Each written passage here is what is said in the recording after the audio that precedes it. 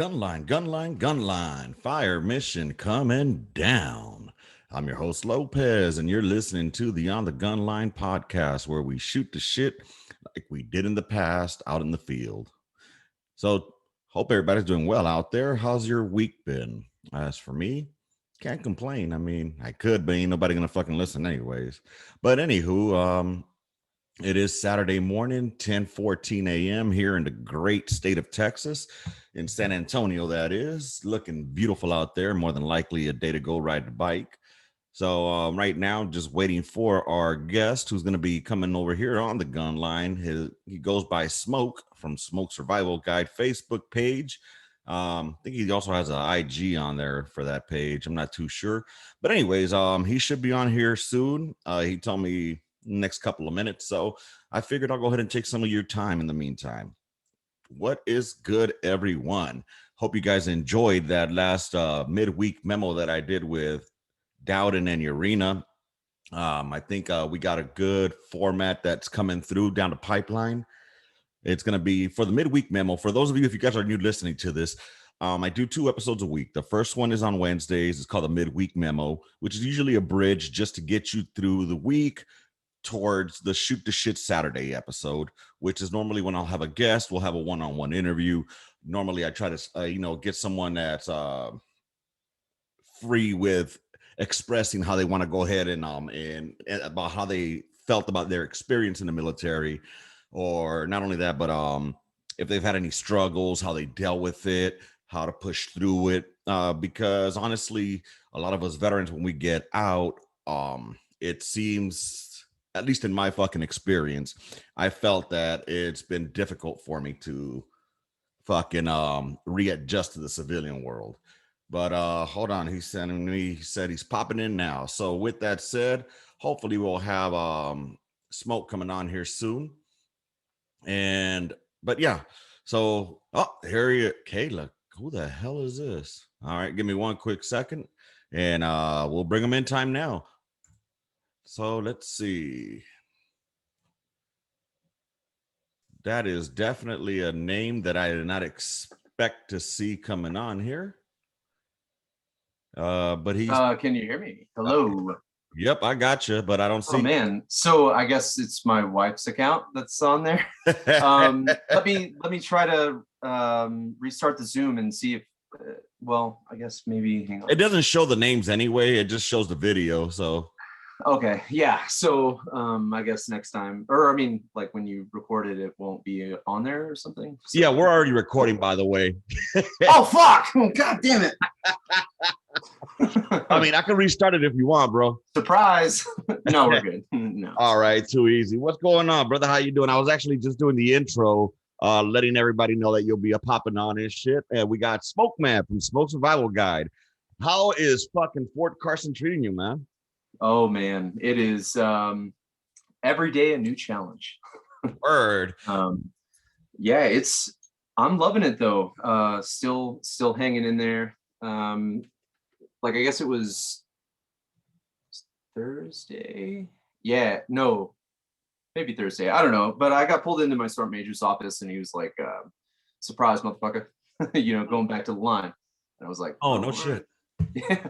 Yeah. So like I thought I was about to get cussed out, like because he said it was a one-way conversation, and I was like, oh shit. Yeah, it's never good to go see the man. So no. But I mean, I guess in this case, they're pulling you back. What, you were working at battalion or brigade, and now they got you back, going back to the gun line then? Yeah. I was in battalion, yeah. And then, now I'm heading back down to the line.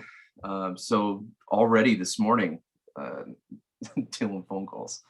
So, of course. I mean, hey, life is never easy. They got you as a gunner or smoke out there right now? Oh, yeah. I'm a big smoke man. Oh, right on. Yeah. Hell yeah. Dude, I don't envy you. I mean, I never got to the position of smoke man.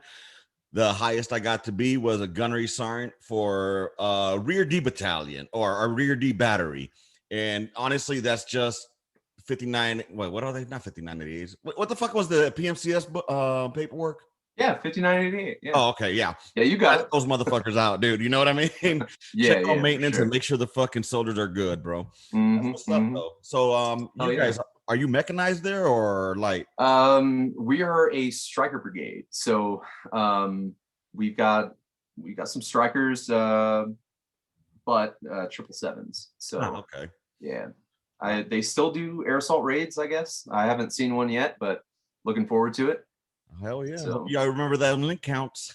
oh shit, don't even like link counts on 777. I gotta bust out the foot for that one. For real. Hey, go take a fucking refresher on the slick course. Oh no, Dude, no, thank you. that was one of the worst fucking courses I took. I mean, it was fun and all, Mm-hmm. but because I took that course, I wasn't able to go to the air assault course because they already, Oh, learned what I needed to learn. But I wanted to go to air assault course. right. Granted, I don't know how far I would have made it. Would have fucked up back. You know what I mean? So, Yeah, the I air mean, assault school was hard, man. that's why I heard Like it's one of the hardest schools in the army. that's what they say. Hardest 10 days in the army. But I mean, all the airborne guys, like back at Bragg, those guys, like, they're like, oh, this is much different. The fake Bragg. Get out of here. I heard that the other day in a meeting, and I was like, really, dude? Fake Bragg? Like, no. I always give shit to Hunt because he's always Mr. Airborne, 100 and worst, and all. Well, 101st. I call him 100 and worst. No. But I'm like, dude, when was the last time the 101st actually jumped? Yeah, that's true. Yeah. All right. But yeah, dude. So how you digging Colorado, man? Have you acclimated to that fucking elevation? It took a long time, an absolute long time. Let's see, like, so I was here, I guess it's like 3 days, and then I started playing baseball. Like they've got a like the MSBL out here. Mm-hmm. It's real big. And then I showed up to like a tryout essentially, and then like I was just dogged out, tired. Like I mean, I was like taking some batting practice, and then I was just like could not breathe, like at all. And it took a little bit. I wasn't able to run for, I mean, any more than a mile for like I'd say it was almost a month. I'd say like it was. I mean, slowly getting better, but man, I just can't breathe up here. It's fucking awful. I got there from Fort Stewart and I got there to Colorado Springs, and it was dead winter. I got there January 31st, February 1st. And so I decided I'm going to go try to run to acclimate because I've never been a good runner. No, let me emphasize, never been a good runner ever. And anybody who knows me from the old days knows I am not a runner whatsoever. But so what ended up happening was I tried to go out there and run, and trying to run in a high elevation at the same time in freezing cold weather. It's not good for the lungs. It's not going to fucking work, bro. And my first battery run that I did, I remember there was this LT, Lieutenant Stave, big tall dude. He was cool as fuck. But like the LTs were running in the back of the battery. Bro, I think I made it about a quarter mile in the run. And then I just started falling back slowly. Oh yeah, and I remember the LTs were like, "Who's that new guy back there?" Like, just turn the fuck around, sir. Turn the fuck around. Don't look at me. Don't worry about this guy right here. Because I was like, yeah. And they wanted to run a Como Hill. Fuck that. Oh my god! Like that was we did that. Was that Monday? I think I ran that Monday. Oh god, dude, no! Like we went all the way around like the whole park that's over there, and then like back up the mountain, and then there was this young kid, like he had to have been like 19 with a rucksack on, just like doing his little like airborne shuffle. Yeah. And this was like, I mean, we started running before PT, so we could get the full experience, so to speak. So like I come up on this kid, and then like I got to the midway up that hill, midway, and I was just like, like doing the old man thing, and then I hear him like jogging behind me, and he's like, "Let's go, Sarnt! Like you can do it! Like you're motivating me!" And I was like, "Fuck!" Like come on, like I gotta be out here leading these young men. And that's the bitch part right there, Ain't it? bro. You know, Ain't it? because they're gonna be looking at you like, damn, Smoke, you can't keep up with us. And I guess that's a good thing about when you do platoon PT, you know, you could be like, Mhm. you're running my pace today. Yeah, You know what I'm yeah. saying? Well, because like, I mean, I'm one of those guys, like I'm a workhorse. Like I'm strong as a fucking ox. Like I will lift heavy things all day. Right, So like I like to do a lot of functional fitness type stuff or combat related right. stuff, so water jug carries, things to that nature, and I'll just be out there just wrecking it. And then the young guys are like, oh shit, but I'm dying. Oh, you know. feel you, dude.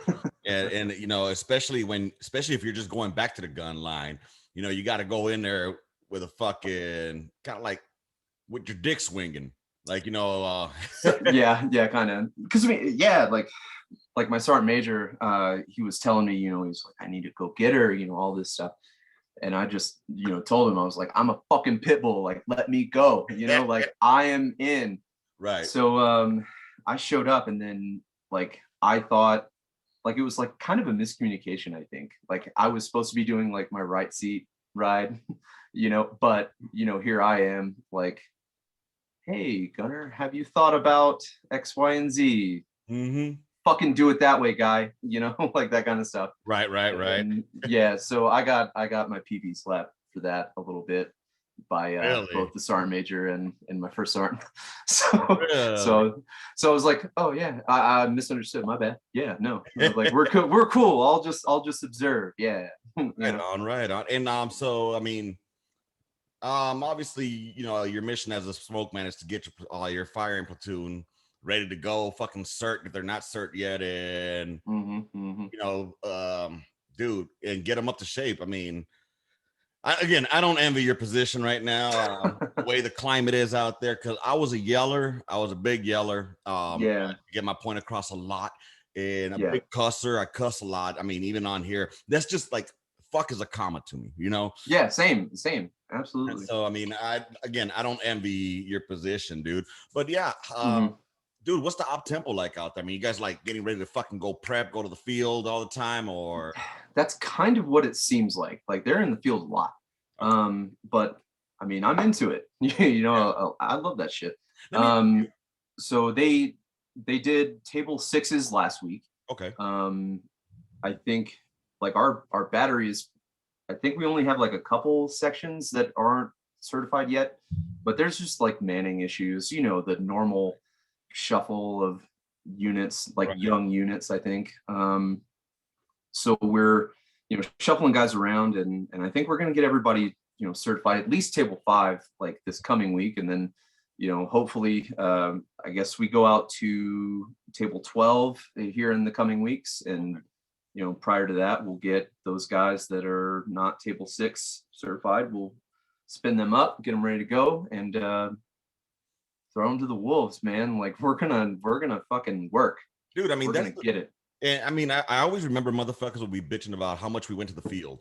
And it's like, dude, it's in the name, field Yeah, artillery. field artillery, You know, there you we go. lived out there. So, and I mean, I get it. The downtime in between missions, that shit suck balls. But Yeah, as soon as you heard those words, fire mission, God damn, I don't care how sleep yeah. you were, you would wake up and just fucking hopping and popping, man. I miss that shit. So, Yeah. with PT, hmm out there in the Springs, or just in general with Army wide, hmm you guys are you guys not catering? Are you guys focusing more like towards this ACFT? I heard that shit is a beast, bro. Dude, it is a monster. It is a killer. So man, that thing is fucking hard. It is awful. Um, I think it's just really the sprint drag carry. Like that's kind of that wall that you hit, Okay. and then it's just like I'm smoked, and then you still have more events. Mm, So like I mean, you walk out there, hit your deadlift, feeling like a monster. yeah. Throw your little 10-pound kettlebell, or medicine ball, whatever, Right. and then like T push-ups. Come on, but then you're Sprint drag carry. That's where it sucks. Like Oh, shit. you'll be looking like a little baby deer after you finish. Like Now, you're are just the like, events done in a certain sequence? Like, like how we did first the push-up event, then the sit-up event, and then the run. So is this done sequential as well, or is it like a round robin type deal? No, it's all in a specific order. But I guess there are more changes being implemented to the ACFT now. I mean, because they rolled out recently that they can do a plank instead of the Leg tuck, I think it was. I read. yeah, the leg tuck, yeah. But it's like a 4 minutes something to max. Like, because it's a graded event. I don't know a single person in the Army that can plank for 4 fucking minutes. Like over 4 minutes at that. Like it's not just like, okay, 359, 4 minutes max. Right. No, it's like more. Dude, So I know that when I was a private, my chief at the time, Sergeant Taylor, he made us plank like a motherfucker. We would plank there, 2 minutes, 3 minutes, and it sounds like a little bit of time, but it really fucking 2 minutes if you just stay quiet and you're just thinking. Except he called it watching the TV. Yeah, watch TV. Yeah. That because like you're sitting there. Yeah. Like, yeah, I used to do the same shit. Yeah. So and that shit will break you off, man. So no doubt. But that leg tuck, I always suffered on that bitch, dude. When we were doing like a PRT, when that shit was being done, I sucked at it because I had no core strength. You know what I mean? But I think it's great. I think it's great that the Army is focusing on something that is more physically related to your fucking job that you're gonna be doing. What I disagree with is the scales as far as like, or the if it's one standard across, it should be one standard across. I know you can't touch on this too much, but it should be one standard across for both males and females. You know what I mean? Whatever the scoring guide is for the male should be the same scoring for the female. So the same I mean, that's pass should be the same for the males to pass and vice versa. 100%. Yeah, I mean, that's how it should be. And I think that's how it is to an extent, but they are looking at the scoring, and it's more about like you get slotted into percentiles. Okay. So it's like you are on the same scale. Like your point scale is the same. But instead of, now this is just my understanding. I don't know how accurate this is. Like, I mean, I don't know. But my understanding was that what they do is they take all the males and they put them in a pool and they say, okay, well, this guy has the highest ACFT score in the Army. So he's like motherfucking platinum, diamond, whatever the fuck they call him, whatever the scale is. And then, it just kind of trickles down, almost like the old World War II scoring system. Like the dude that had the most has 100. Okay. So it's kind of like that. But it's separated by males and females. Gotcha. So I mean, it's the same scoring system, but you know what I mean? Like right. So I mean, it is what it is at the end of the day. Big Army, you're gonna control how that shit goes, but fuck it, man. So back to the Army shit. How's the barracks life? I mean, I'm sure you've probably had to pull staff duty and shit like that. Are there any barracks parties going on, or is it all nice and quiet out there? Oh, not here. I have not had to do duty yet here. I'm still within that like 90-day window. So like I'm no duty for me. Lucky. Right? Well, I mean, shit. At Fort Sill, it was fucking 3-4 times a month. I don't know, maybe somewhere in there. Dude, on my way out, I was pretty much on staff duty every other fucking day because they were like, "Well, Lopez is already on his way out, so he ain't going to the field. He ain't going here, so slap him on there." Fuck it, too easy, man. I'll go sit out there. And then the way I did it was my runner. Anybody who was my runner, y'all already know how I had my shit down. Like, all right, y'all go ahead, go take a nap in the evening, come back over here at X amount of time. When you come back, I'm gonna go do my checks, and you text me or call me if somebody comes in. Right. And dude, I mean, it worked out perfectly, Come 4 o'clock in the morning, 4:30 in the morning, we're both sitting there, bright-eyed, bushy-tailed, like nothing happened. You know what I'm saying? Because I mean, 24 hours shift, it's a fucking beast, bro. And I mean, hopefully the Army, I would think they would come up with something, because it's funny. They make you do this 24-hour shift and then you have to drive home, you know? Yeah, exactly. It's like the same as a 6-pack of beer. Like, and we're worried about, DUIs and shit. For Like, real, dude. but I mean, there's been so many accidents following, staff duty or CQ or whatever. But I mean, let's be honest. Like, how do we mitigate that? Like, do we make them sleep there for a certain period of time before they can go home? Like, Right. I want to go to my bed. Exactly. I want to lay down. I mean, like, look at the SDOs or, like the field officer SDOs always today. Like, slept somewhere. yeah, Dude. it's always in the regulation. They're allowed to, Mm-hmm. but not the duty NCO, not us. Oh no. But shift flows downhill all the time. It fucks us over. I used to go back there when I was on staff duty, bro, on the weekends, and I would love seeing like the infantry cats and the artillery cats just talking shit to each other from barracks to barracks. And I would love that. It would get my dick hard because I was a private at one time too, and so I would let them fucking party on, and I would see them, and as long as CQ held the shit down, you know what I mean? Yeah, we're good. So I would do my walks, and they would see what's going on, Sergeant Lopez. What's going on, y'all? You guys good? You guys drinking? I knew some of those motherfuckers were underage, but I'm of the type of, okay, look, you're old enough to take a bullet for your country. You're old enough to drink. So you deserve it.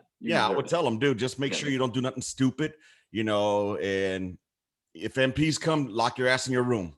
That's it. You know what I'm saying? Just lock your ass in your fucking room and don't do nothing stupid. And pretty much for all intents and purposes, I guess they say, it went well. I never had any issues with them.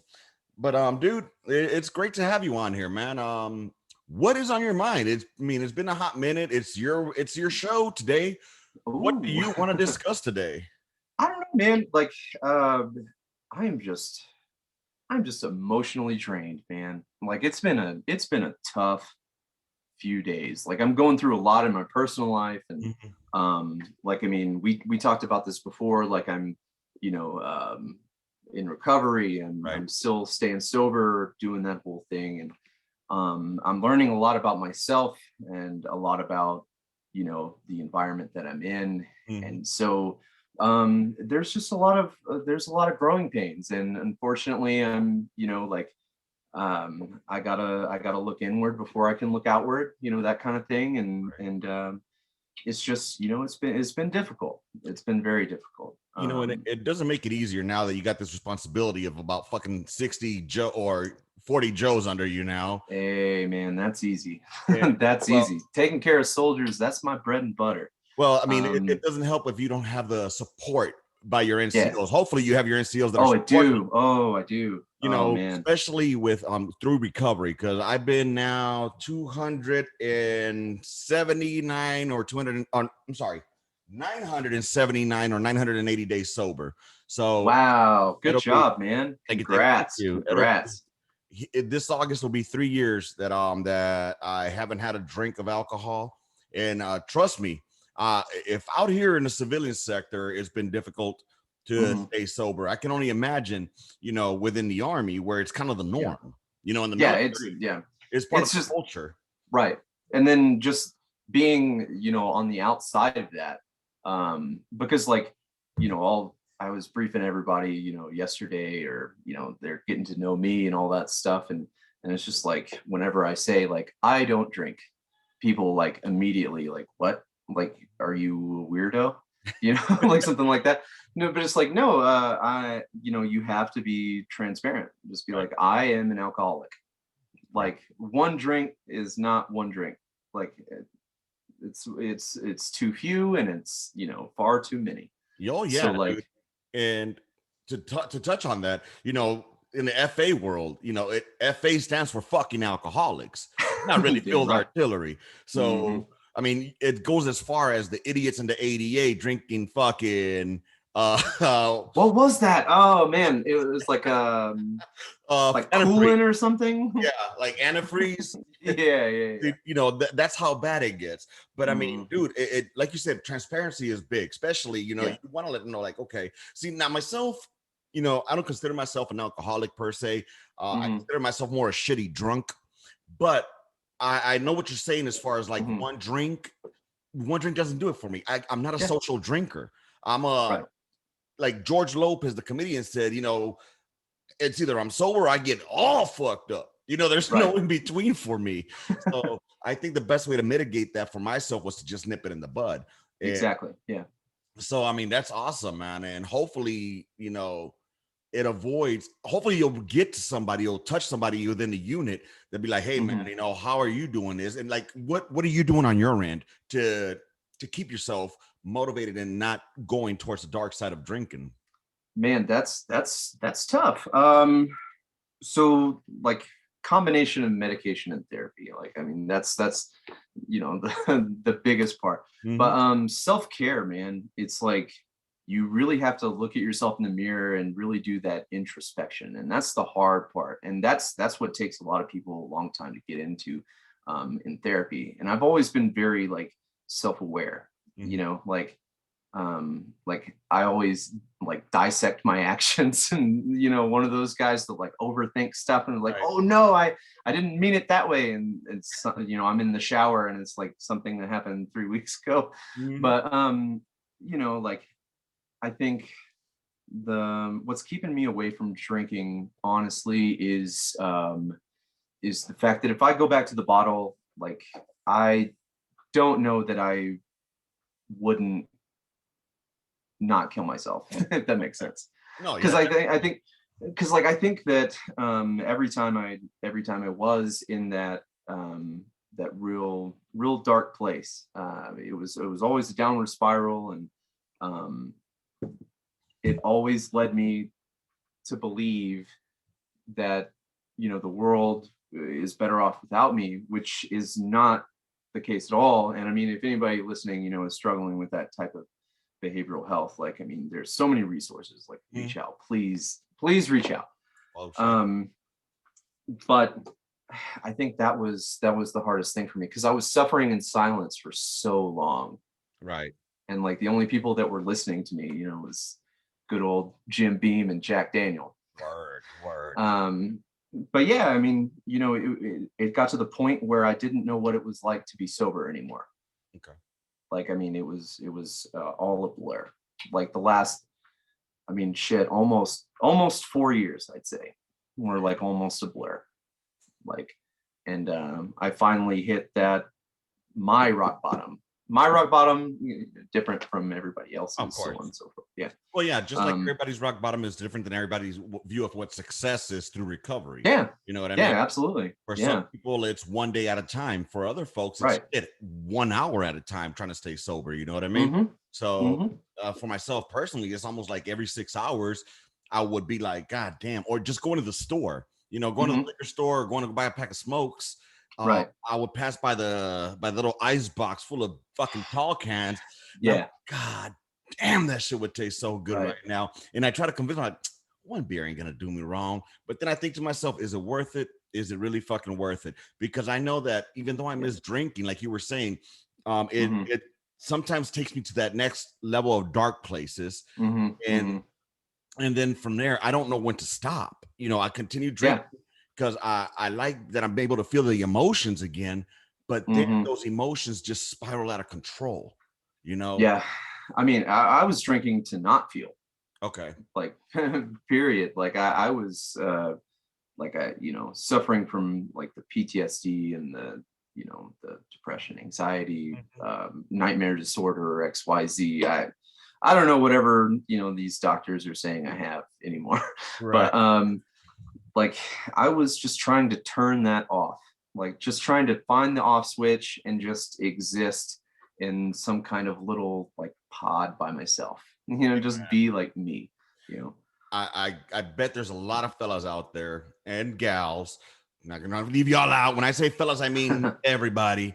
But that can relate because Yeah. myself personally, I used to be a social fucking butterfly prior to the military. I used to Oh, fucking same. talk to everybody. Yeah. Now, bro, I enjoy solitude. I enjoy Hmm. if I could just fucking keep myself up, I'd be okay with it because I'd be alone there and there's just times where that depression kicks in, and I hate using those words, those like depression and PTSD and shit like that, because there's Right. stigma behind it and all that. But So much stigma, man. So much. and Yeah. even to this date, I still feel like I still remember, oh, you got sandy vagina and shit like that, Hmm. But Hmm. you got to push through that shit. You got to be Right. humble and realize, hey, you know what? I need fucking help.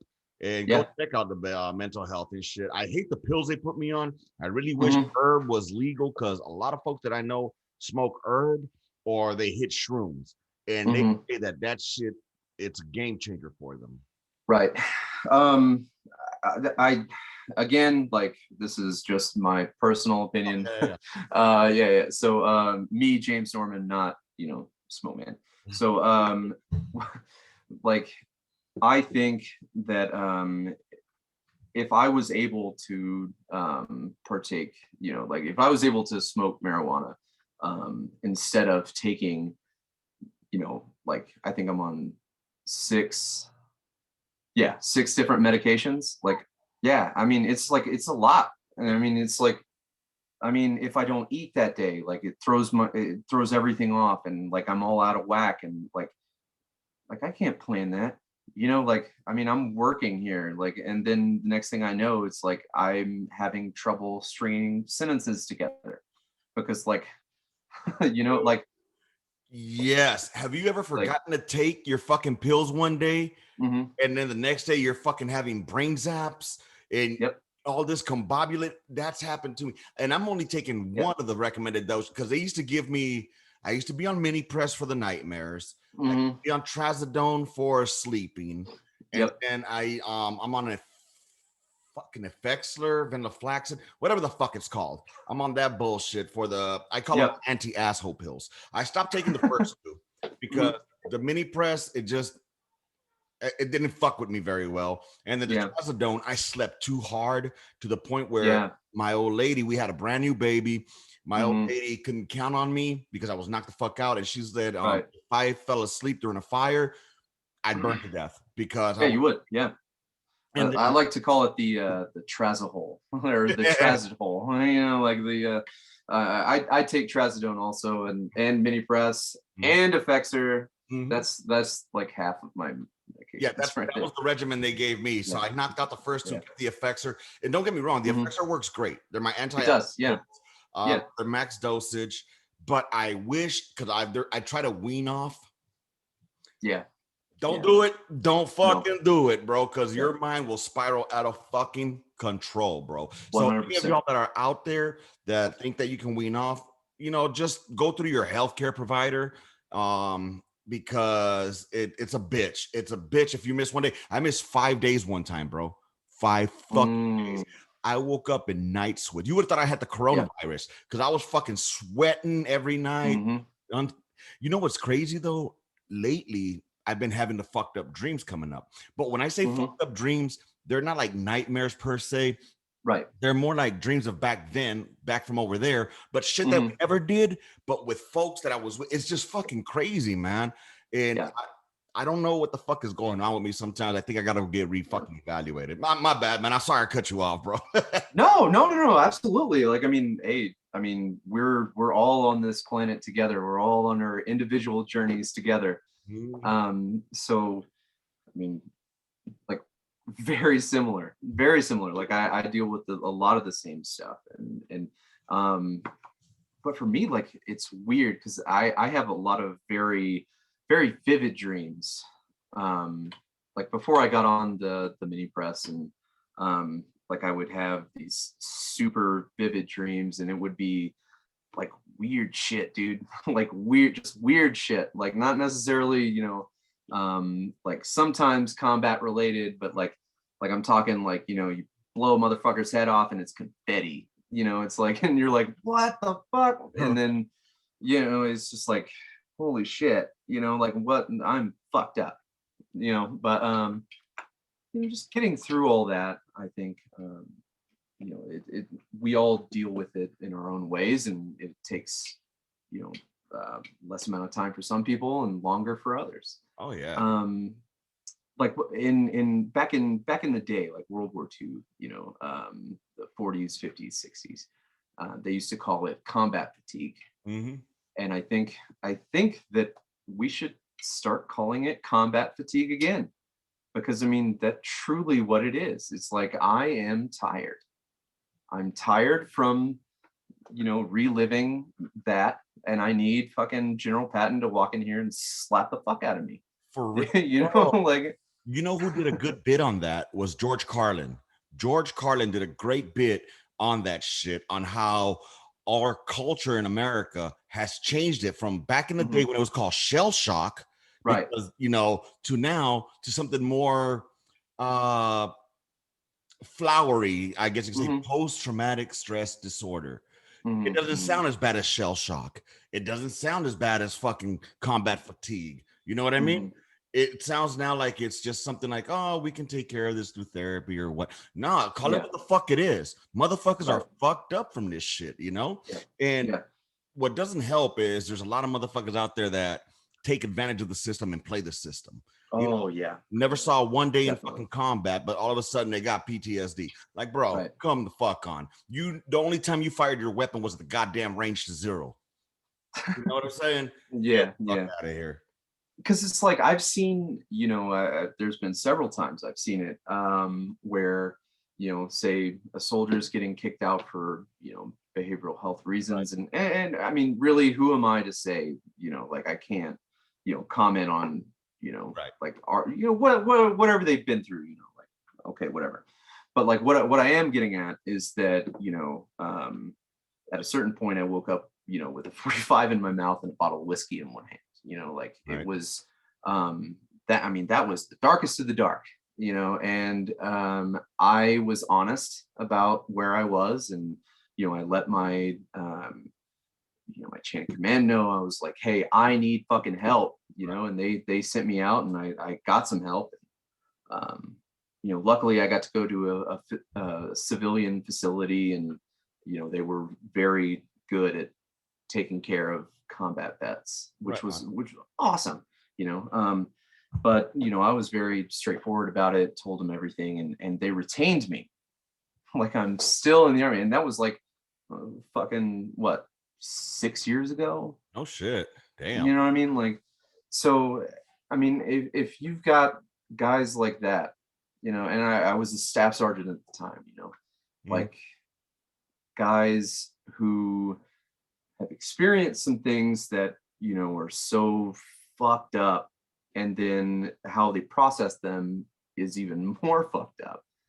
And then that translates itself to suicidal ideations. Like that's a big deal, and then here I am, I'm still in the Army. I tell you what, man, I'll call a spade a spade. There's motherfucking soldiers out there that play the fucking system, because I'm gonna judge the motherfuckers, the ones that I know of. You know what I mean? Like, okay, motherfucker, you're talking about you're gonna commit suicide, but you slice your upper arm. That's committing suicide. No, God, if you're gonna do it north and south on your fucking wrist, all right? But we can't tell people how to do it. No, I'm just saying, update your DD-93. What is it? Your fucking DD-93? SGLI, yeah. DD-93. Yeah, update your SGLI. Make sure you leave your fucking family with some motherfucking money. Because if you want to be a piece of shit, they're just doing it to get attention. And those motherfuckers that clog up the VA system, and make it harder for those that actually do suffer, through this shit. Because the ones that actually, I believe, in my fucking opinion, the motherfuckers that actually are having mental issues or having, setbacks in their life are the motherfuckers that at the same time try to push through it. You see what I'm saying? And they don't want to, because they don't want to be a statistic. You know what I mean? Yeah. The ones that open it freely, like, oh yeah, they see the fucking money. That's all they give a shit about. And they're clogging the system for the motherfuckers that they don't want to be stigmatized with the fucking shitbag that is claiming it. You have 42 Alpha that never fucking did a day in country, but they're claiming PTSD. Why? You had too much paperwork you had to fucking sign? Are you serious, dude? And I'm sorry, I'm just a shit talker. But Oh no, I mean I get it. I and get I it. get passionate about it because there's motherfuckers. Mhm. It pisses me off, dude. You got a fucking ground pounder infantry cat out there in Afghanistan getting into multiple firefights, come back, Mhm. and they're good to fucking go. But then again, you got a motherfucking, let's say, a radar tech, and that doesn't do anything, get out the fob. Maybe there was a mortar one time that fell on the airfield on the other side of the fucking fob, and all of a sudden he has PTSD. Come on now, All bro. right, but You know what I'm yeah, saying? yeah. Again, sorry, I'm going on a tangent, y'all. No, I mean I get I passionate get it. about that shit, Yeah. Well, I mean, behavioral health is something to be passionate about. And then I truly do think that it got a bad rap, and all the you know, all the stigma surrounding it Mhm. did truly come from those guys that were maybe not needing it. Right. So Fucking malingering pieces of shit. I mean, and I'll that's call it. I know. so Look, I understand. And I get it, bro. I get it, and nothing wrong with yeah. it. And like you said, these are just, you're more. How can I say? You can watch yourself a little bit better than I can. I just blurred it, and this was my issue in the military as well. Mhm. When I was in, like, I would just fucking say what I felt at that motherfucking time. You either Mhm. like it or you don't like it. I don't give two fucks about it. Right. My check, we were in the fucking army, dude. I Mhm. think. Mhm. And moving on to a different topic, real quick, not to leave it in the back, but the army, it trips me out because, as I've said many a times, it's turned into a corporation. It's now a fucking business, and it's not the business of killing. It's now more Right. in the business of um being social justice fucking warriors, and I'll stay away from that topic, or as well as being a social experiment for the government. Let's see if this works here. No, our job is to fucking kill. No ifs, ands, or buts. If you're in the military, your job is to kill. I don't care if Right. you're a fucking 42 Alpha or an 11 Bravo. Your job primarily is to kill a motherfucker. You know what I Yeah. mean? I agree, but let me play the devil's advocate Go ahead. 1 second. Go ahead, Pimp. So, civil rights. Like, the army was the first place to integrate racially. So, like, I mean, some people called that a social experiment back in the day, but, like, I mean, look, I mean, we're still having, problems with, you know, I get that. I racism, mean, but that's the only that's the only point I was trying to oh yeah, yeah, make. yeah. I mean, I got you on that. My Yeah. biggest problem, and I mean, I know you probably can't touch on this. Here's my biggest issue. Mhm. If a motherfucker wants to get his dick cut and grow titties, you can do that shit on your own time. Don't use the military's dime on it, because now you're fucking taking the slot of another able-bodied person. If we're in need of fucking bodies to go to fucking war, I don't got time for you to be in post-op recovery. I need you there I see your now. point. Yeah. You know I what I see your mean? point. Yeah. Yeah. So, I mean, if you want to do that shit, do it on your way out of the military. Do it on your last year. Start your fucking your treatments then. But Mhm. I don't, I get or it. if you've already converted completely, do it Mhm. then. Join the military then. But don't Right. do it in the middle of your fucking enlistment. You see what Yeah. I'm saying? I get it. Yeah, 100%. I mean, like, my official stance is that, we can't pick and choose when gender dysphoria, hits. Like, I don't know. But I mean, I understand medical readiness is paramount. Well, according, Um, I mean, yeah, and definitely in the army, because I mean, don't you guys worry more about fucking your med pros being green than how many oh my motherfuckers God, are? that's such a headache. That's such a headache. Dude, one of my good friends, one of my very good fucking friends, friend of the podcast. I'm not gonna throw his name out there, but Mhm. me and him are always constantly talking about how the army is more focused on your fucking med pros and your DD-93 being updated Mhm. than they are on you having your weapon zeroed and qualified for fucking your potential time to deploy. You see what I'm saying? They're more worried Yeah. about, let's have your paperwork fucking good to go, versus Yeah. let's have the combat readiness up to date. Right. You know what I'm saying? So Right. that's where I say the army is more of paper pushing now Mhm. Mhm. versus the goddamn job of killing.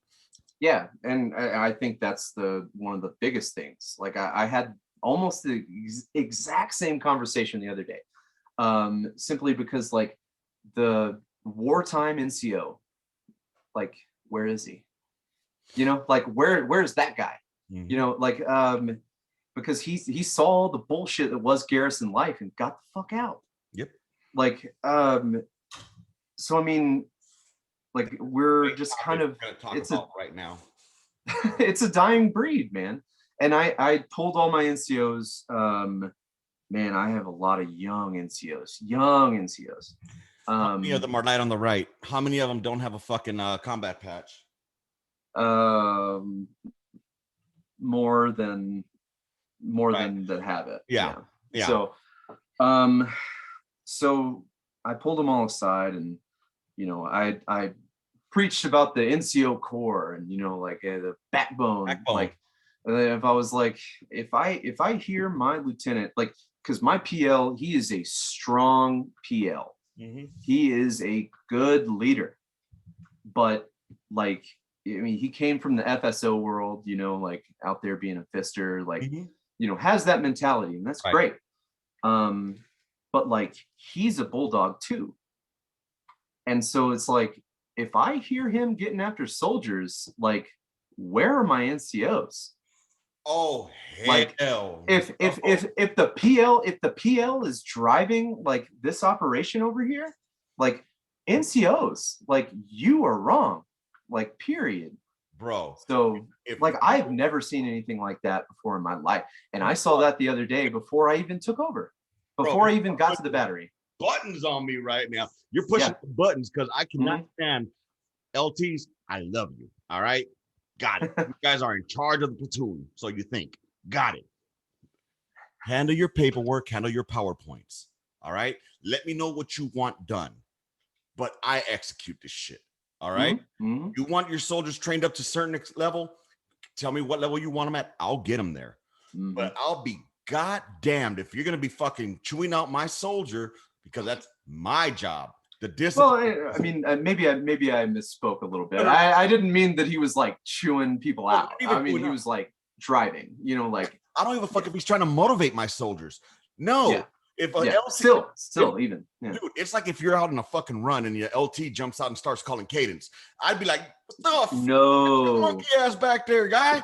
Yep. This is my shit. This is my show. Right.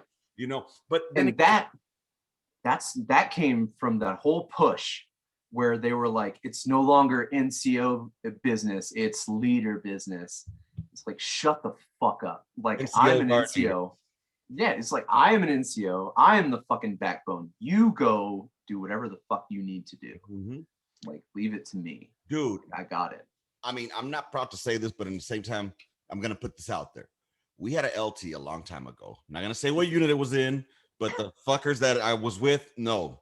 Mm-hmm. This PL that we had cried a lot about how the soldiers in our platoon respected our prior PL more than him. You know what I mean? It gets better.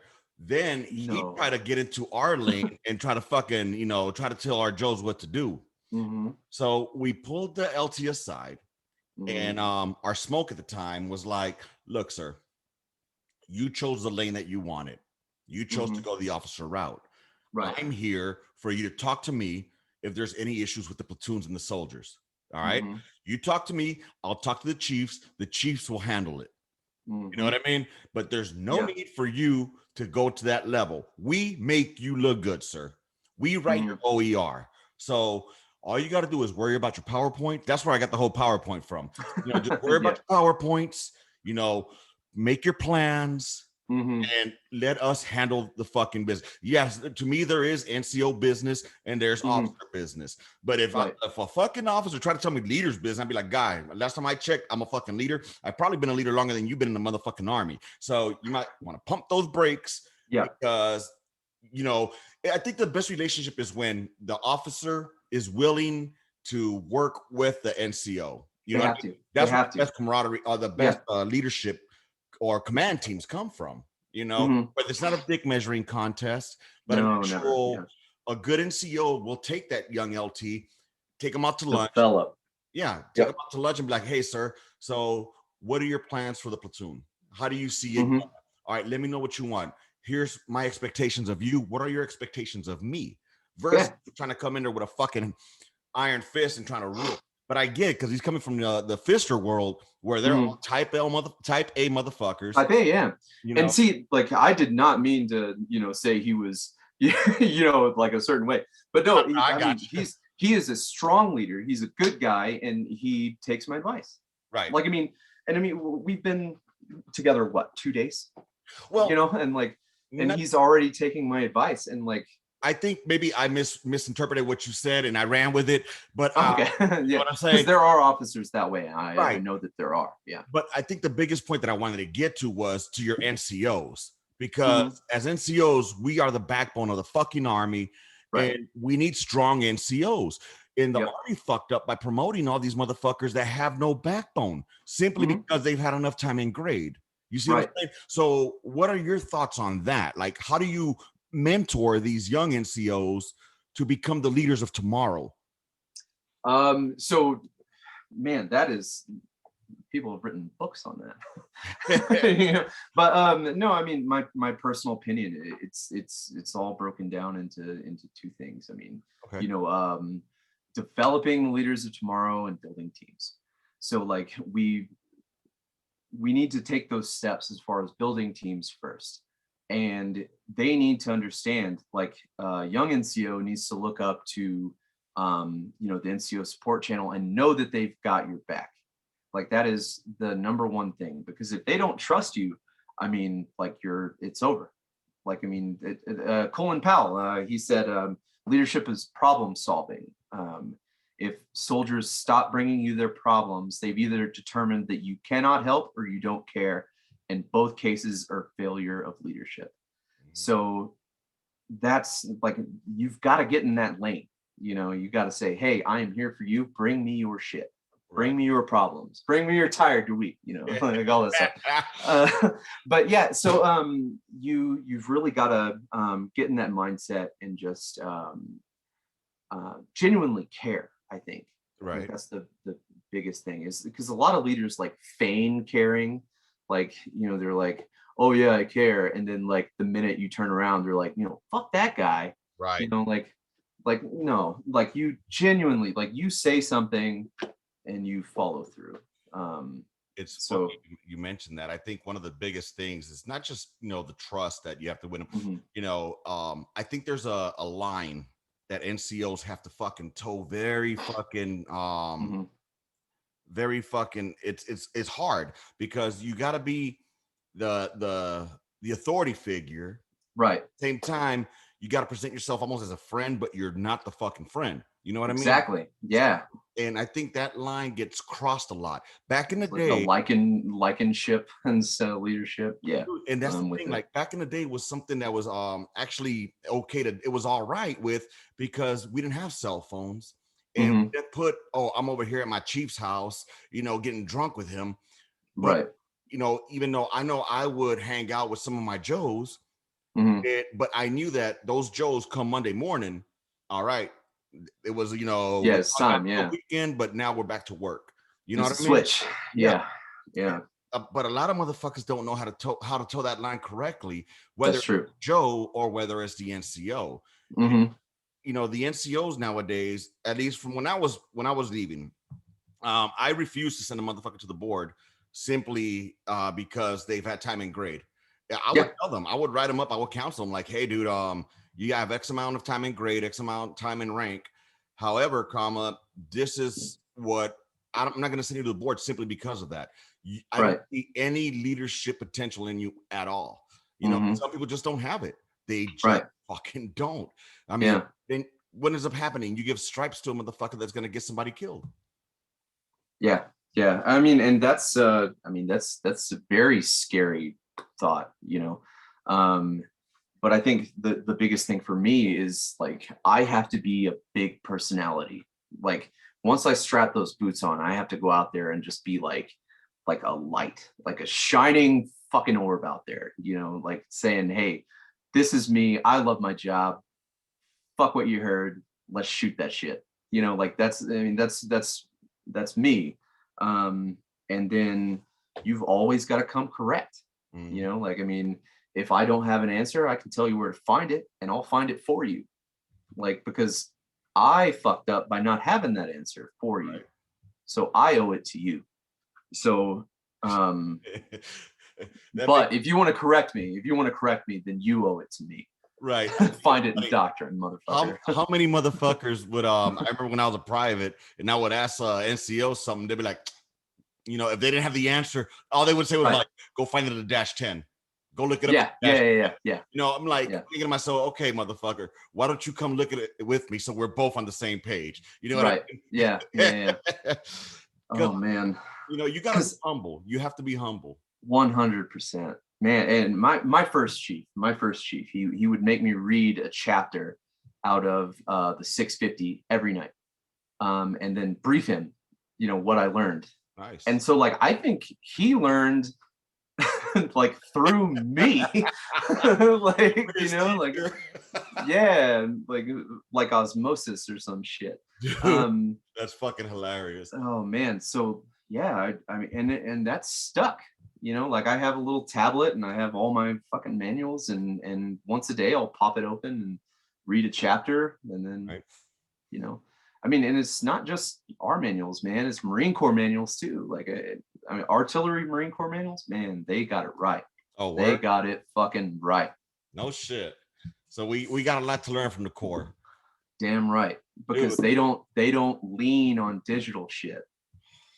Yeah, like, okay, so like in my opinion, which is like the way it was designed, I think that digital stuff is it's a creature comfort. You know what I mean? Like it's nice to have. But like, hey, manual gunnery, that's your bread and butter. That's it. So like I've really got my work cut out for me as far as, you know, teaching manual gunnery. It's not a science or a engineering thing. It's fucking art, man. Dude, I mean, digital is great, all right, but it makes a lazy person. And I came up my first 5-6 years mechanized. I was paladin. All right. I was all about the paladin, man. I loved it. I knew that bad bitch inside out. Loved Death it. Before Dismount, the whole thing. Dude, that was my bitch. And then when I got to Carson, when I got to 277 in Carson, they were 119ers. And I'm like, what the fuck is this shit here? So, you know, the first place they put me was in ammo shamo. So, and what I would do was I'm not going to be stuck on ammo. I'm going to do my damnedest to fucking get on the goddamn line. Right. So I would park my motherfucking the LMTV somewhere near a gun with one of the chiefs that I knew, and I'd go there and I'd watch them fucking crew drill. I told you know, I was like, treat me as a private, bro. I need to learn this shit, you know. So I would go there and I would watch. I remember I had to humble myself because there was an E4 there. Fucking Smith, if you're listening to this, it was an E4. And you know, he was the RTO at the time, and he was talking artillery shit that I had no idea about because it was all 119er shit, bro. Yeah. I wanted to tell this motherfucker, like, shut the fuck up. I'm a staff sergeant, but at the same time, I was like, this little motherfucker, you know, I need to learn from him. You know what I mean? Right. Shout out to you, Smith. Brandon Smith, out of the Army now, dude. You know, and I tell this all the time, dude. Like when I saw an azimuth marker, I was like, why the fuck is that there? You know what I mean? I'm like, what are you doing? Well, what dude, is this? Yeah. I swear to you, I'm like, the tube is 3,200. Why is 3,200 over here? You know what I was lost. Fucking saw NFL. Oh my god. Oh god, NFL. What the fuck? I have heard of NFL, but I never practiced NFL. You know what I mean? Dude, I think that anybody that goes mechanized should be light first.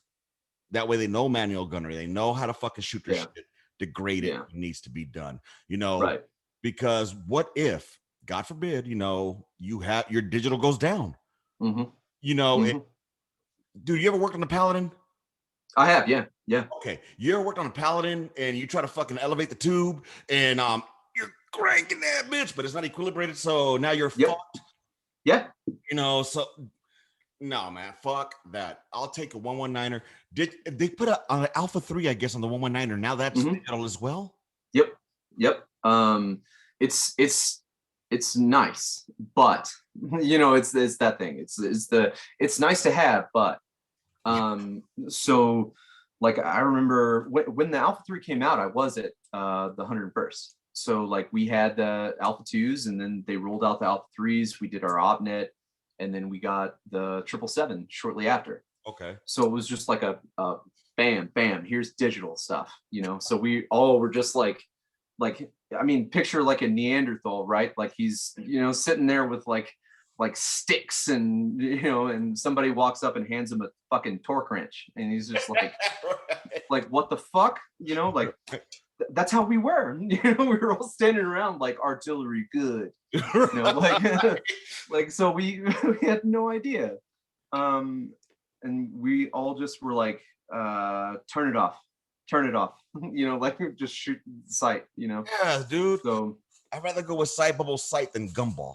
yeah, yeah, for sure, because it's a 0.9 mil tolerance. 0.9. Mm-hmm. Like, what's the tolerance on a fucking bubble vial, like a bubble vial in a sight? There's none.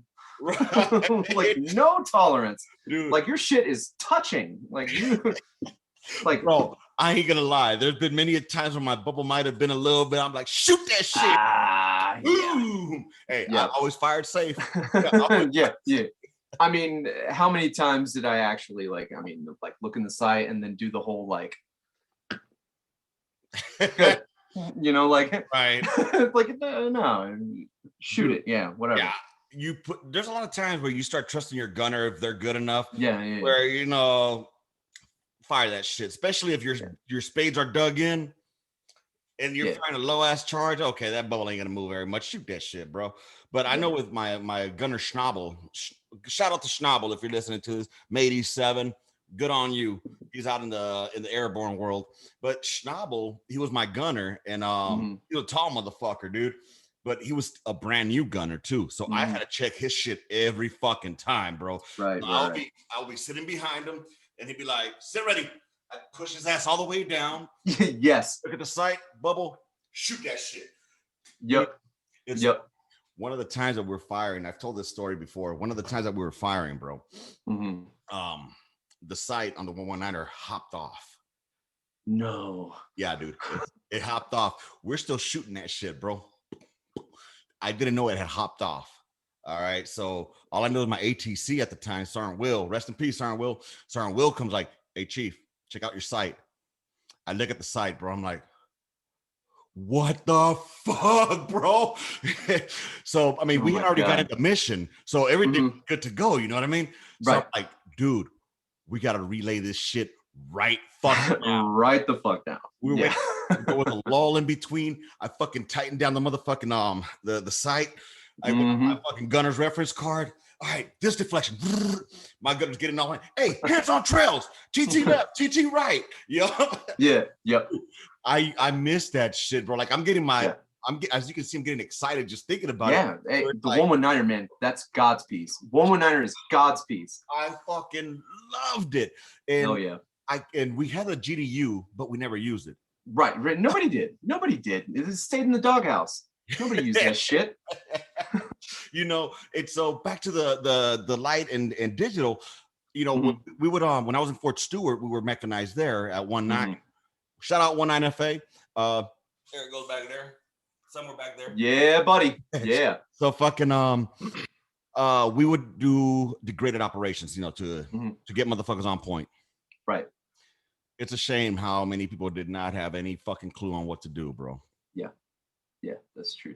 So that's true. I'm sure you guys practice. Is that part of your cert? Is degraded operations? Yeah, I mean it has to be. It is 100%, like, because the way that the .8 reads is kind of muddled now. But what we need to do is definitely make the manual gunnery part the like the baseline, and then we build with digital on top of that. Because like, I mean, what happens, you know, hey, my fucking digital is down, fucking Smoke Man's a dick and kicked over my collimator. Like, what do I do? You know? Yep. Like, I mean, I remember one time, man, I had Smoke King. He was my drill sergeant. Then he was my smoke at Fort Campbell. He's a sergeant major now down at Fort Sill. Great guy. Wait, sergeant major. How long has he been a sergeant major? He just got promoted like pretty recently, maybe a year, I guess. Maybe. And it's a different king. I had a sergeant major king, big tall white dude. But he was the that guy. I know who you're talking about. He was Red Leg 7 for a little while. Oh, word. Okay. Yeah, before Sergeant Major McMurdy. That's Red Leg 7 now. Gotcha. But yeah, this guy, he was God. You know what I mean? And I remember I was sitting on the site. And he was like, you know, hey, Sergeant Norman, your collimator fell over. And I was like, what? And I like looked in my sight and I was like, no, it didn't. Like, because I thought he was telling me like it legitimately fell over. Right. So I was like, no, it didn't. And then he was like, you calling me a liar? And he fucking kicked that shit over. And I was like, oh, like I get it, you know, like fucking release and, you know, getting after it. Yeah. Dude. So like now I do that to the soldiers. Oh hell yeah! Like, dude. Hey Gunner, your collimator fell over, and they always no Smoke, it's up. Dude, I know for cert what I used to do when I started for the 119er. You know how you got everything out of the fucking, it's all in the -10 or the 650 what they're gonna go through.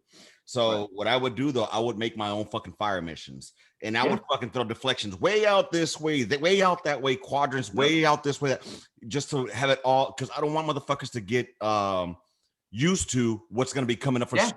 Because during cert, then it's easy as fuck. Right. You know, just knock your shit out and it'll be faster. I'll tell you, the one that I used to love doing was sweeping zones. Fucking love sweeping zones. That is my shit. Woo! I love sweeping zones. That's a fucking dick raiser right there. Yeah, yeah. I mean, if there's something that, you know, if I can say, be like, this one thing gets my dick hard, sweeping zone. Oh hell yeah, sweeping zone. Sweep end zone. That's it. But dude, I'm just imagining like somebody dropping the motherfucking column, bro. During one of the fucking field problems that we had out in Carson, it was raining fucking hellish out there. I mean, it's always raining when we go to the fucking field, bro. Always, yeah. I'm telling you, it's like fucking. It's like the Weather Channel and motherfucking the Army have this thing like, hey, it's gonna rain this month, this week. Throw them out of the field. Yeah. Of course, our collimator gets all fogged up. The batteries that we have for the back don't work, so it's all discombobulated. Luckily, we were able to see it just enough that I felt comfortable with my gunner saying, "Set ready." Fuck, you sure? Roger, Chief. I saw it. I'm like, looks good to me. Send that shit. Hey, if I save, what's 10 mils between friends? Like, I mean, come on, right? Dude, I swear. I mean, as soon as I heard in the mission, I was like, okay, we're good. Sweet, thank you, Jesus. It's like as soon as you say, and then you just wait. You're just like, it's just like, is it safe? Is it safe? Is it safe? Bro, and then the worst part is when you're having a fucking competition, because anybody that been artillery knows it's a competition no matter what. Always. So you got gun 1 and gun 2, you know, at my command, and then fucking it's a 5-rounder, 6-rounder. Then, you know, all right, special instructions, fire when ready. Oh, dude.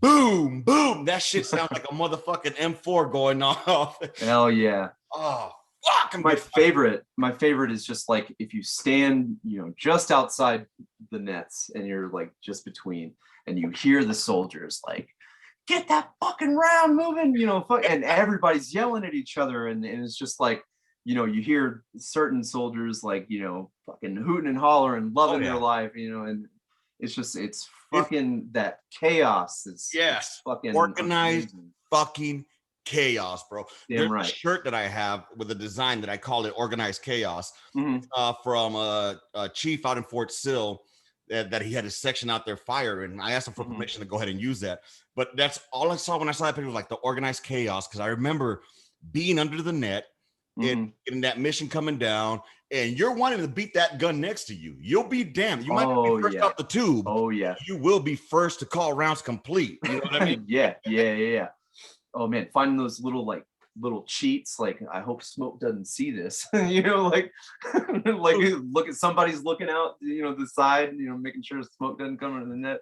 We always say, man, train a standard, right? Not the time, but once you train up to standard, then you learn the shortcuts. You know what I'm saying? Yeah. That way, I mean, dude, what I don't see don't hurt me. You know what I'm saying? On the Paladin, bro, I used to finger pop the fuck out that shit. Oh my god. Yeah. The highest I ever shot finger pop was a 5 hotel, and that bitch came fucking fast, bro. And it got me. Finally, it got me. I fucking pulled back on it, and my hand stayed just a little bit too long. Bam, got me. Yep. So I was like, all right, number one, man, it's on you. You want a finger pop? Hell yeah, I want a finger pop. I'm like, all right, here's what you're gonna do. Hold the lanyard in your fucking hand, and every time you fucking pop it, just drop the lanyard on the floor in case smoke walks by. You know what I'm saying? yeah. Dude. Yeah. I didn't fuck. Dude, we were fast. I'm not gonna lie.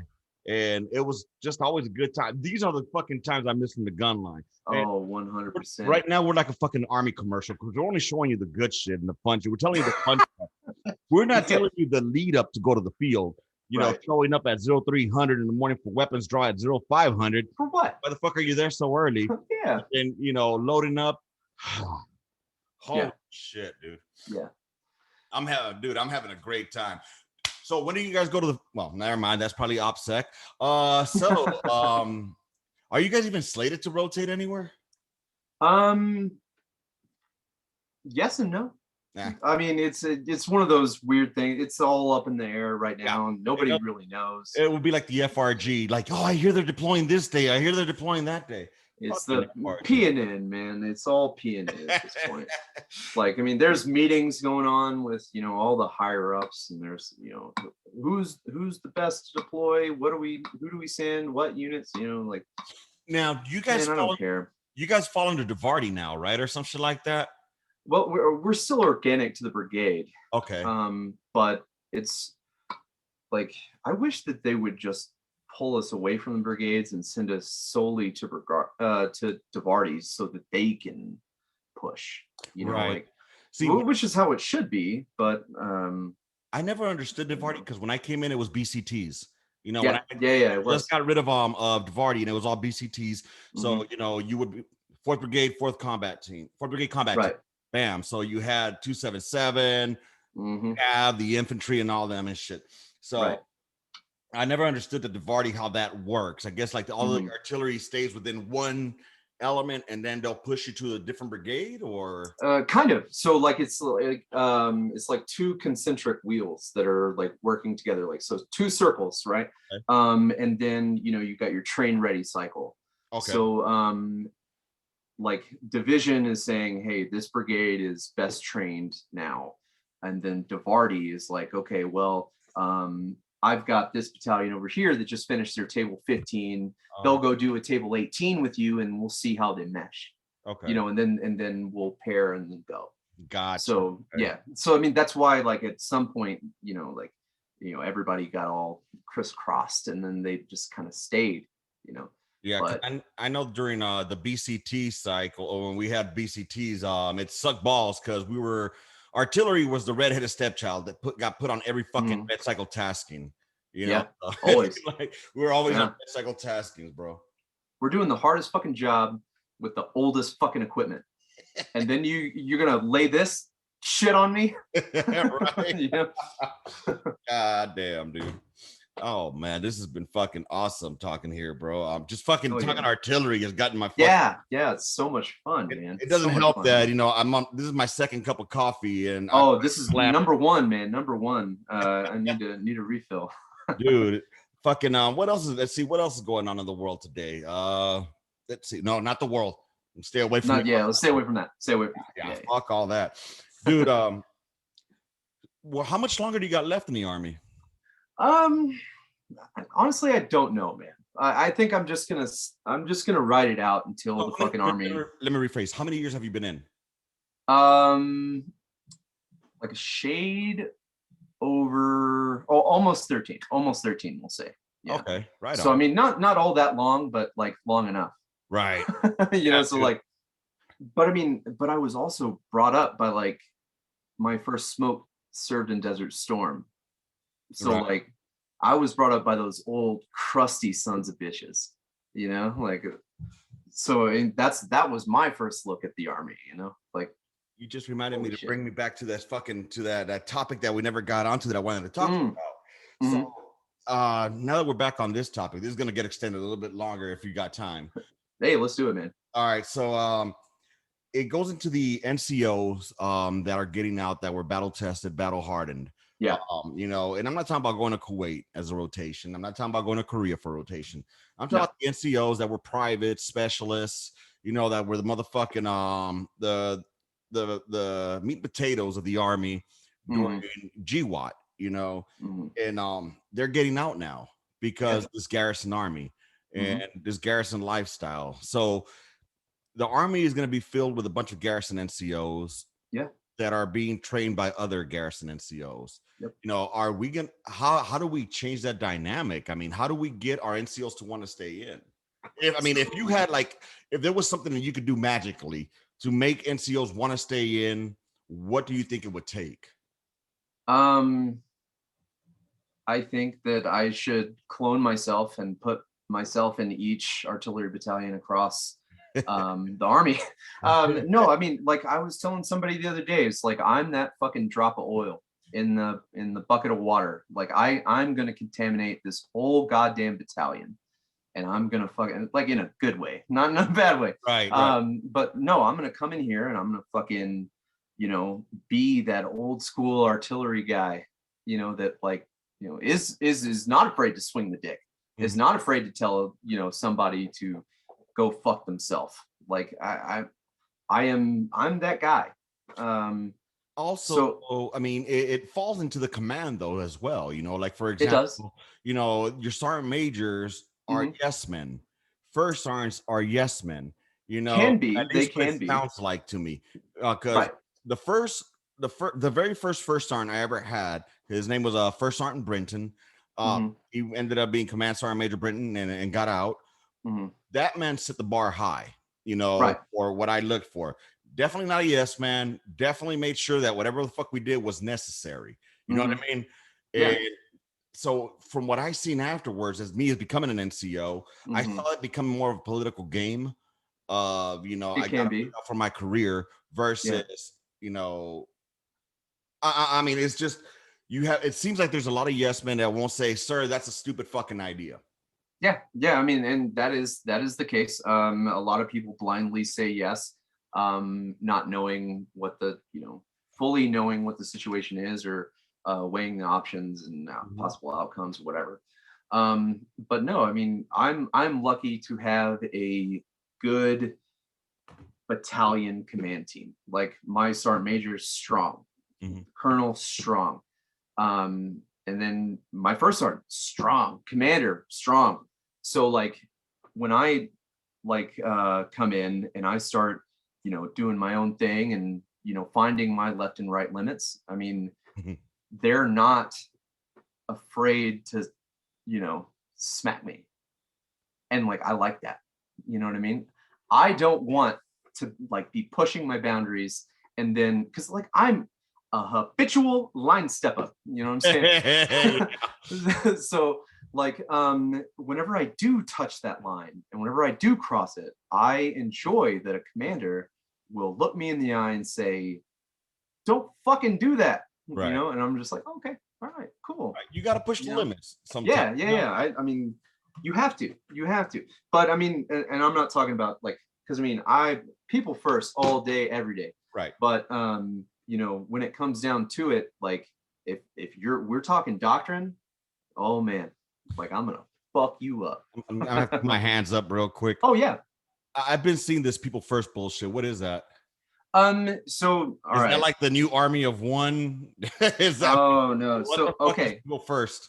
So you ever you remember those commercials with like Matthew McConaughey where it's like I was driving a Buick before driving a Yeah, Buick was cool. You know, yeah, yeah. like that's how a lot of NCOs feel with this new people first initiative, like, because we've been saying that. We've been putting our soldiers first for however long. Right. Because it's like, I know my soldiers and I will always place their needs above my own. It's in the fucking Like, creek. yes. So like we've been doing that. And now the Army like has published this people first initiative, where it's like now they're telling you how to put your soldiers first. And it's like, I don't need that. Like, I mean, good NCO, because I think like honestly, we are starting to look at the Army more like a fucking daycare or goddamn like it's like Boy Scouts. You know what I mean? And it's like, no, we're not the fucking Boy Scouts. Like, so that's where we need the NCO Corps. And I'm trying to bring it back. Like, I'm taking it fucking back. Taking back our NCO Corps. If y'all don't know where that movie comes from, we're taking it back. Go check out Clerks 2. Clerks 2. Clerks 2, go check it out. Wanda Sykes is in there. It's a certain phrase that has to do with hanging out somewhere. And the guy said, we're taking it back. So we're taking it back. We're taking it back. You know what we're talking about? Put it here on the YouTube in the comment. You know, hey, that'll be a quick way for my ass to get flagged for having that. There we go. But see, like I've been saying that, like I'm taking it back, and then nobody gets the reference. Nobody. Yeah. Nobody. I feel you, bro. I mean, man, thank you, bro. Check out Clerks 2. We're taking it back, dude. I mean, it goes back to what I was thinking about. You know, you have like a lot of the fucking NCOs now that were battle tested, battle hardened are seniors. You know, they're all seniors or they're all out. So or they're on their way out. I mean, I had one of my smokes. He ended up becoming one of my first sergeants out in 277. And then he made the list to command sergeant major. He went to school. He had a fucking number, you know. And he said, done. Yeah. Fucking done. Because he called how the Army was going. And he was your old school airborne artillery type of dude, you know, and he didn't fuck around and play games. He would put his hands on you if you weren't getting right, you know. And you know, now I'm not saying that it's the right thing to do, but sometimes it's a necessity. You know, I got it. Not everybody learns that way, but you know, there's a standard that's supposed to be met, and together we get there. You know, whether I'm not gonna baby you, I'm not gonna hold your fucking hand because last time I checked, you were a fucking grown motherfucker that signed a goddamn paper. You know, here's the issue that I'm having with the military right now, all across. Yes, everyone should be afforded the opportunity to apply. No, not everybody is cut out for it. And if you're not meant for it, you know, don't cry about it because you didn't make it. We're not going to make it easier for you. We're going to get the same fucking standard. You know what I'm saying? And if you can't meet that standard, bye, motherfucker. Sorry for you. Yeah, I mean, the Army shouldn't be adjusting standards for the people. You know, like period. Like the Army has its standards. Either you meet it or you don't. I mean, sorry for you. It's black and white, and it's this whole like it's the new everybody gets trophy generation. It's all that shit, and it's all coming to a head, and it's affecting the Army because it's like now these kids are not used to being told no, and it's like. Well, it's like, well, give me one more chance. Give me one more chance. I can do it. I can do it. What? Well, dude, I'm not kidding. I fucking had a soldier when I was an AIT instructor fail something, right? And I wrote it down. Like I wrote down his time, said he failed, no go, checked it, and he was like, well, what? I used like I failed, you know, and I was like, yeah, you did. And it's like, so, are you just gonna pass me like later? And I was like, I will pass you when you make the fucking standard. Wow. Yeah, he was just like, oh, it's okay. Like I failed, but he's gonna give me a passing grade. Like, who the fuck does that? Did your teachers in high school do that? You know, like, that's fucking crazy to me.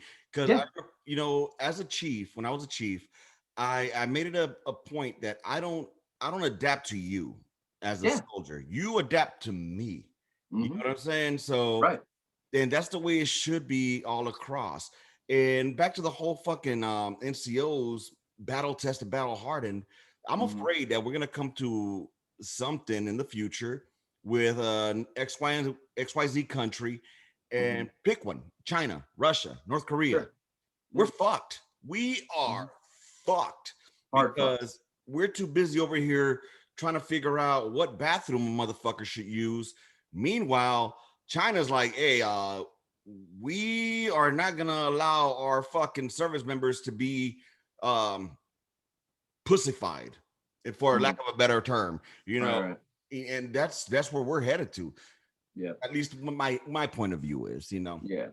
No, I get it. And I mean, even look at Russia. Like every time they've been in any kind of conflict, you turn your back to the enemy, you get shot. Like I mean, that's how it is. It's black and white. It's this is what we're doing. This is where we're going. Um, and I think that now, we have to remind soldiers, like not in like a shitty way, but you have to remind them.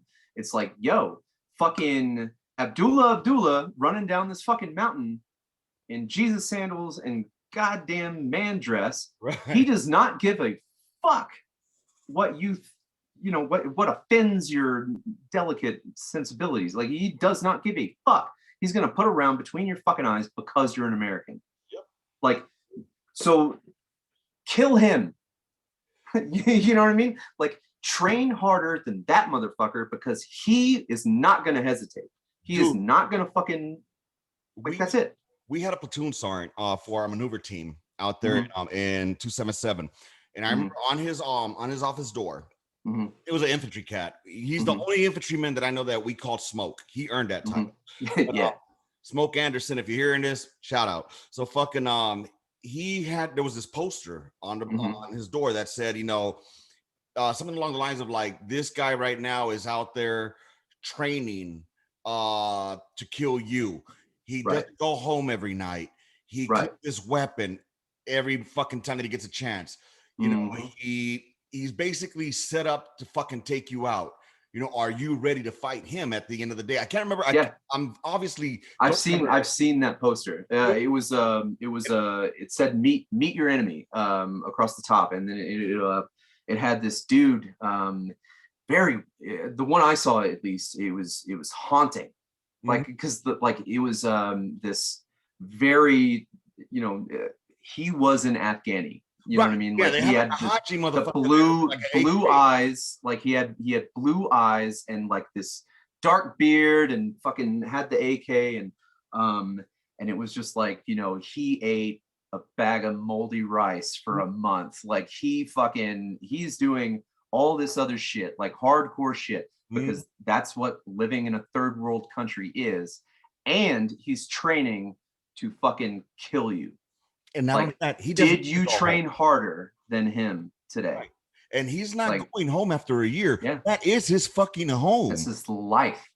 That is his life. He is going to fight for his home. He's going to fight for his country, his tribe, his people, his family. Like, Exactly. that's what he's doing, The war, and the warrior class is disappearing.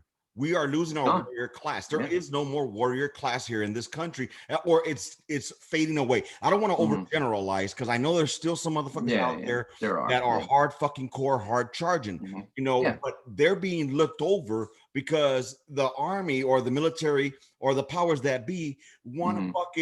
they want this person who scored a goddamn 120 GT score versus. Yeah. I'm not trying to say that they're all fucking dumb. What I'm trying to say is that there's a warrior class out there Hmm. not meant for college, who's not meant for fucking to go do what y'all electronical bullshit. Or Yeah. Yeah. there's a warrior class out there that simply just wants to fucking fight and Hmm. Hmm. enjoys the fucking rush and the risk. Are they Yeah. crazy? Some will say they are, but Maybe. who are we? Who are we to dude? I just heard this one motherfucker, this Delta Force cat. I can't remember his name. I just heard the podcast. This motherfucker started off as an infantry cat, then Hmm. went SF, then went fucking Delta, then went mercenary. Dude, Shit. that motherfucker had my dick hard. Now he's a motivational speaker. And let me find out his name, bro. I'll give it so motherfuckers go look him up. Yeah, for give me sure. 1 second here. His name is Dale Comstock. All right. Okay, I'm writing that down right now. Dude, So go look it up. I saw it on this fucking on this YouTube fucking page. I'm trying to fucking find out the name. Shout out to it's called Combat Story. That's the name of the YouTube page. Combat Story. Okay. It is episode number 18. Dale Comstock. This guy had my fucking dick right. He had this fucking mustache, bro. That alone looked like it would take me out. You know what I mean? Shit. Yeah. That thing is bulletproof. Hearing him talk, is to me that's the warrior class. You know what I mean? Right. And he got a thrill out of it, a rush out of it. Does it make him crazy? Maybe in some people's eyes, but that's what we need. You know what I'm saying? Yeah. Motherfuckers out there, dude. We are not out there fucking shooting, rubber bullets. You're not gonna fucking respawn once you get shot. Yeah. No second chances, man. Fucking game over. Yep. Like that's it. So, Black. Dude, my lady's already out there. She's all. Yeah, man. I get it. My apologies. I wish we could continue this. We got to have you back on here again, bro. Absolutely, man. I'm always free. Give me a call, man. And we'll hook it up. I'll try not to talk over you. Just that with you're one of the ones that are on Gunline right now that are actually on the line. So it gets my dick hard to start hearing the stories, and it brings me flashbacks. No, man, you never talked over me, man. We had a great discussion, and I had a blast. Definitely, anytime you want me on, man, I'm here for you. Thank you, man. Hey, everybody out there, I appreciate y'all listening to us. If you stuck through all the way, hey, thanks again. If you're watching this on the YouTube, or if you're digging the 155 projectile M107 with supplemental charge t-shirt, go get the HE t-shirt on the Gunline Teespring. I don't know how the fuck you look it up, but if you go to onthegunline.com, slide down, there's going to be a merch link on there. It'll say on the Gunline merch link. So hit that, go check it out. I'll put it on the Facebook page, and it'll be on the IG for On the Gunline podcast. Anyways, shout out to Smoke Survival Guide. Make sure you guys go support that channel or that Facebook page, man. It's good content, especially if you're a red leg. And do you have anything shout outs you want to give before we call it a day? Man, not really, man. Hey, just I love being on your podcast, brother. Hey, On the Gunline is it's where it's at, man. I love coming out here and popping a squat. Hell yeah, appreciate that, brother. With that being said, everybody, we'll catch you on the midweek memo coming up this Wednesday. It'll be myself, Urena, and Dowden, and we'll find out what the fuck is going on out there. All right, y'all. Thanks for being here. Rounds complete. End of mission. Gunline out. Bye, motherfuckers.